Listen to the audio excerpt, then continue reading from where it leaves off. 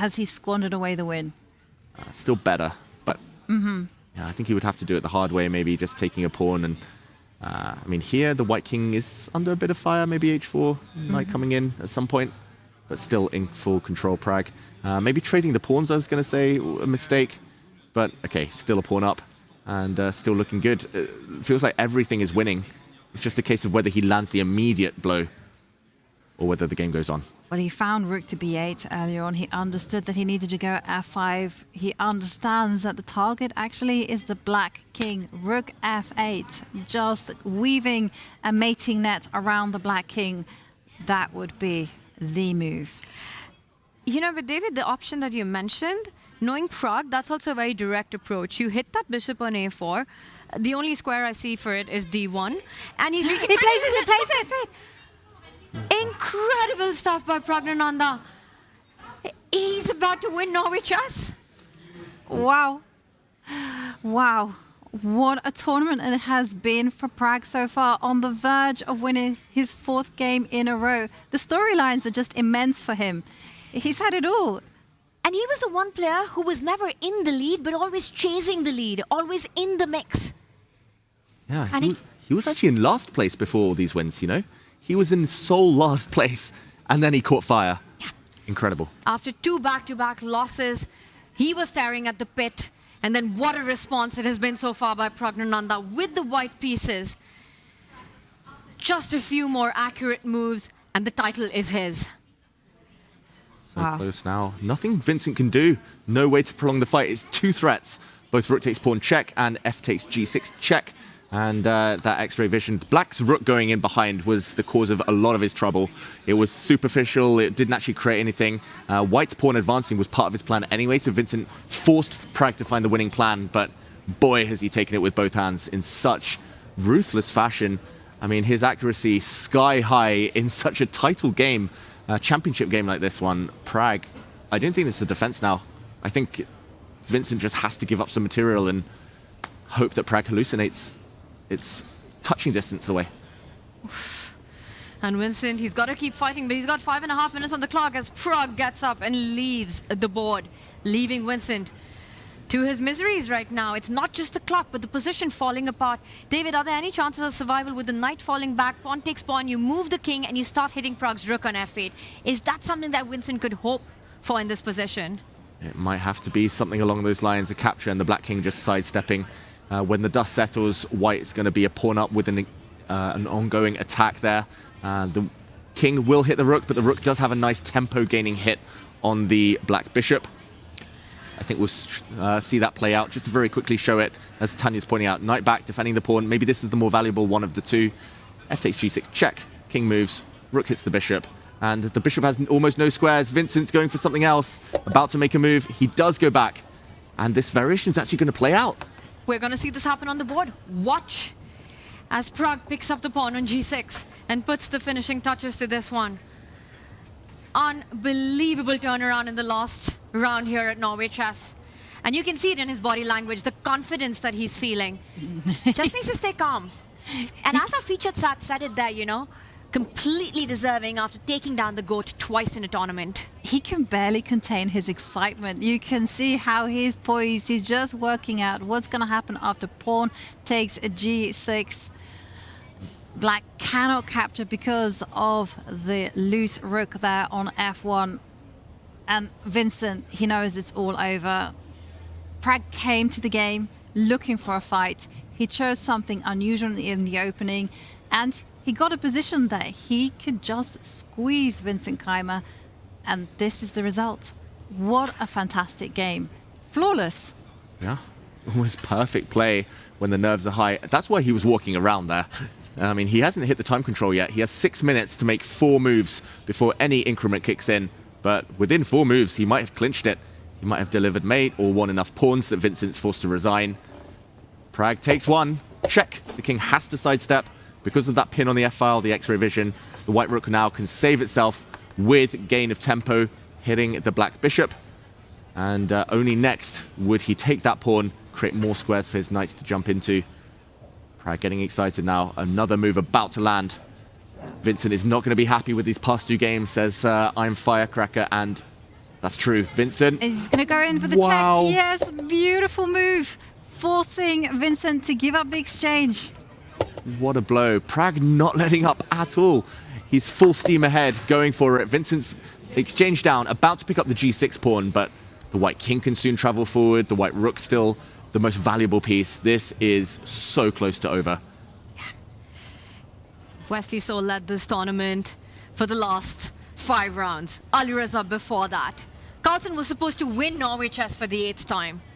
And now Pragnananda shows up in how, and doing this, finishing it off flawlessly. Bishop falls back, you're up in exchange, and you can see it on Vincent Keymer. He knows this is all over. It's been so tough for Vincent. It could have been an incredible tournament for him, but he left a lot of missed chances on the board. Of course, losing all those Armageddons didn't help for Vincent.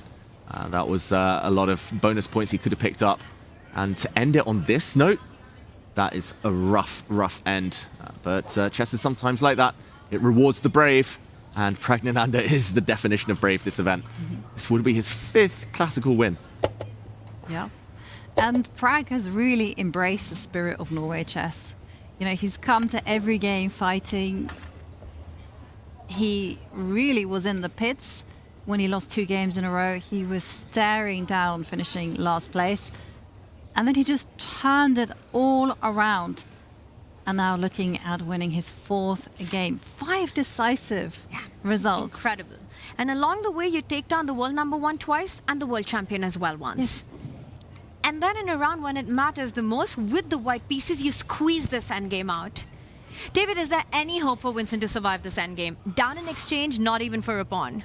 Great question. I think he needs another pawn. He needs to win one of the white pawns somehow. If the white G or H pawns were somehow just dropped off the board, maybe some dream of a fortress. I think with the bishop, you don't create a fortress unless you can somehow get a king to a dark square. You need to trade off the knight pair here, get those off the board, or you need to somehow persuade white to play knight takes bishop while the black knight continues getting active. But I'm saying this with a lot of wishful thinking. I think Vincent Keymer, if he's being realistic, cannot get everything in order here. White's got pawns running, white's got a rook that's about to activate, white's got the most beautiful dark squared grip possible in the center. I'm trying to find reasons, but I'm struggling, and I think Vincent Keymer's struggling. Yeah, and this is the big problem. The white army is simply going to be penetrating on the dark squares, and there's nothing that Vincent can do to fight that.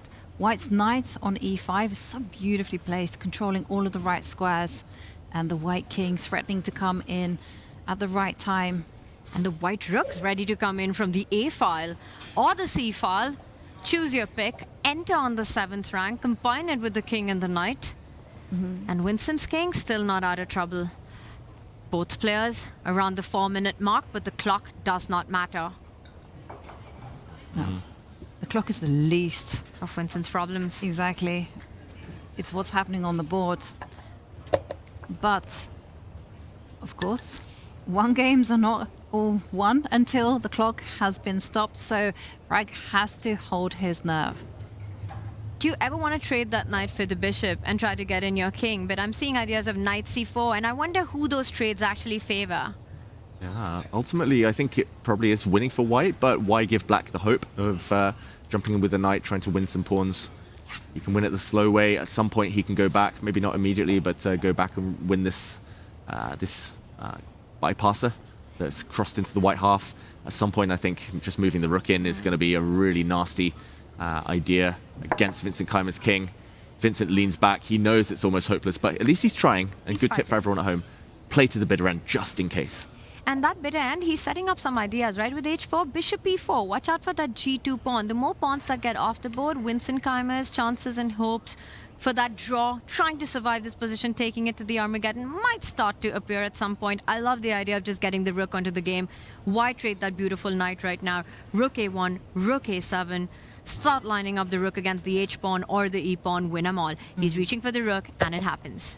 I agree with you, Tanya. There's a lot of dreaming going on for Vincent. One of them would be that if you manage to swap off the knights and all of the pawns, barring white's h-pawn, it actually would be a draw with the rook versus the bishop and the rook and pawn.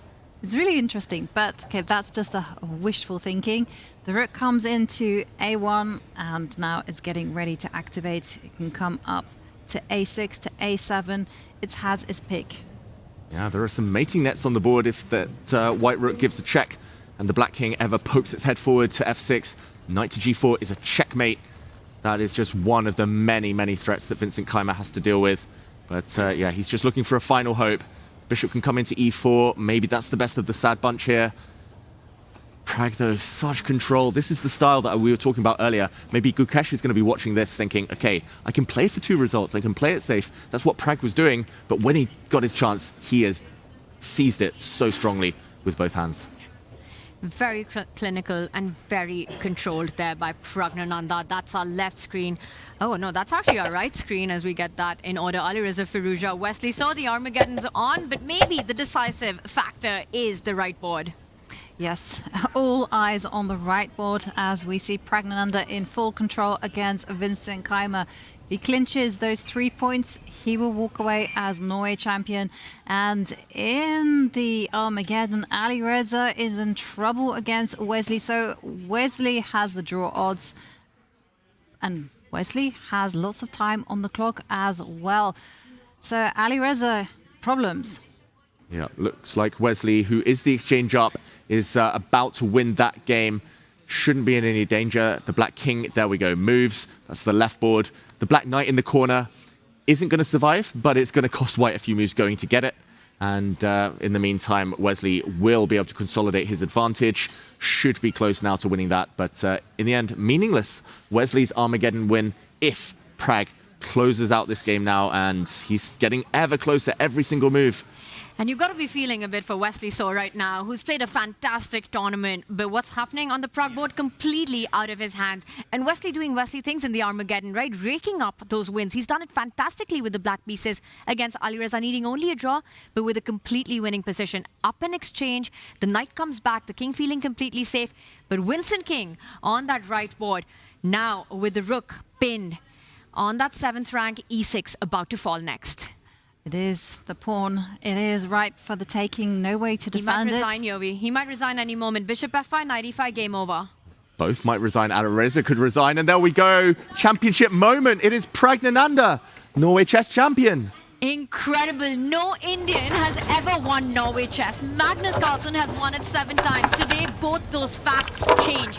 Remember this moment.